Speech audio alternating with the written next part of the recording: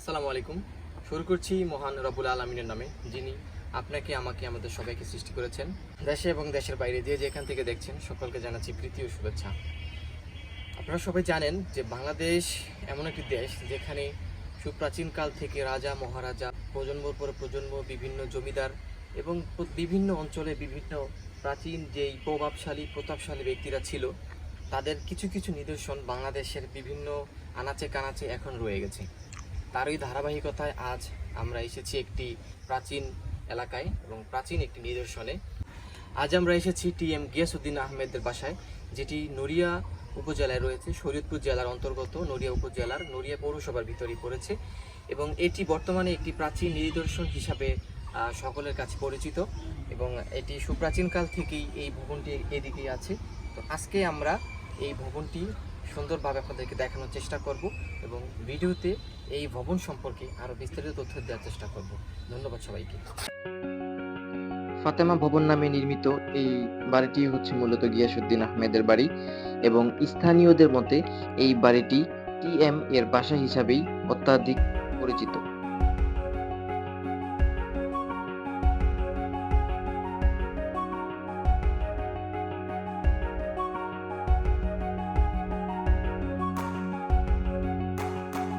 আমরা সুবিশাল এই বাড়িটির উত্তর দিক থেকে হাঁটতে হাঁটতে দক্ষিণ দিকে যাচ্ছিলাম এবং ঠিক এই দিকটাই রয়েছে মূল ভবনটি। আমরা এখন ওই দিকেই যাব এবং এটি হচ্ছে এই প্রাসাদটির মূল গেট। এই গেট দিয়ে প্রবেশ করতে হবে ভিতরে।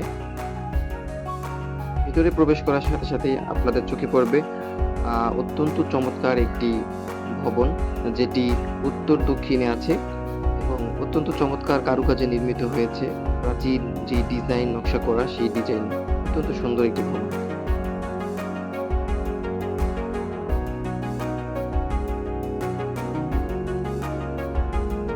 এবং প্রথম গেটটি ক্রস করে একটু সামনে এগোলে ওই ভবনটার একটু ভিতরেই ফাতেমা ভবন নামে আরো একটি গেট রয়েছে। এটি হচ্ছে মূলত যে মূল ভবন আছে সেই ভবনে প্রবেশের গেট এবং এই ভবন থেকে একটু সামনে এগোলে আপনি যে মূল ভবন আছে সেই ভবনটিকে দেখতে পারবেন। মূল ভবনটি অত্যন্ত চমৎকার কারুকাজে নির্মাণ করা হয়েছিল, যেটি মূলত প্রতি পাশেই উত্তর দক্ষিণ এবং পূর্ব পশ্চিম সব দিক থেকেই 2 তলা বিশিষ্ট একটি ভবন এবং চারপাশেই ভবন রয়েছে। মাঝখানে ছোট্ট একটি উঠান রয়েছে, যেটি অত্যন্ত চমৎকারভাবে নির্মাণ করা হয়েছে।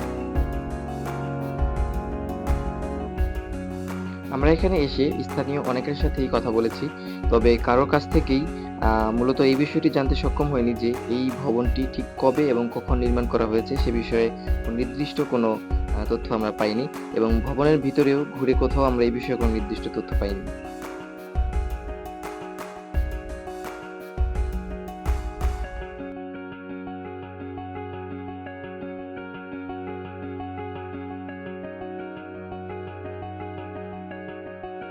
তবে এই ভবনটি সম্পূর্ণ ঘুরে দেখার পরে একটা বিষয় স্পষ্ট যে প্রাচীন সময়ের যেই জমিদারগণ ছিলেন বা প্রাচীন আমলে এই ধরনের যে বাড়িগুলা ছিল, যে প্রভাবশালী ব্যক্তিদের যারা এই ধরনের বাড়িগুলা করেছিলেন, তাদের বাড়ির যেই ডিজাইন নকশা ছিল এবং এই বাড়িটিরও ডিজাইন ও নকশা প্রায় এক।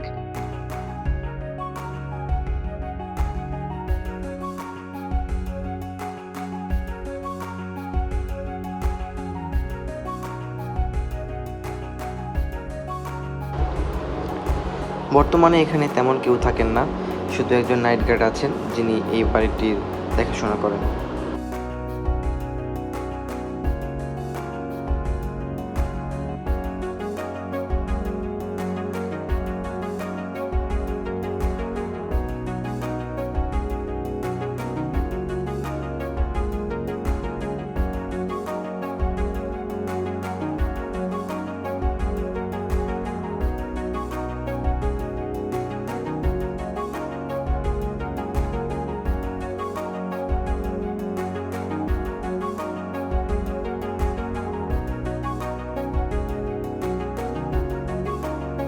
এবং সুবিশাল এই বাড়িটির পূর্ব পাশে অর্থাৎ বাড়ির পেছনের দিকটায় একটি এক্সিট গেট আছে এবং একটি উপরে দোতলায় একটি বারান্দার মতো আছে।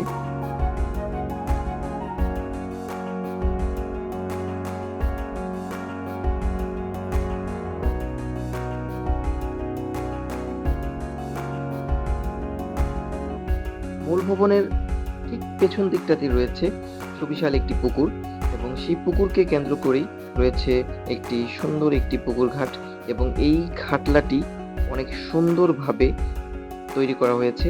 এবং একটি বিষয় জানিয়ে রাখি, এই যে যেই সম্পূর্ণ বাড়িটি রয়েছে, এই বাড়িটির মধ্যে মোট 3টি পুকুর রয়েছে, এবং প্রত্যেকটি পুকুরকে কেন্দ্র করেই ছোট বড় 3টি ঘাটলাই রয়েছে। তবে প্রত্যেকটি ঘাটলার তুলনায় এই ঘাটলাটি অত্যন্ত সুন্দর।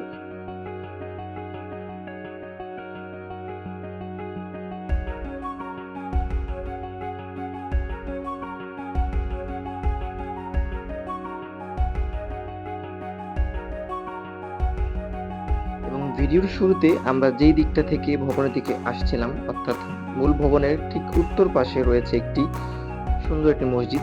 সেখানে স্থানীয় মুসল্লিরা 5 ওয়াক্ত নামাজ জামাতের সহিত আদায় করেন।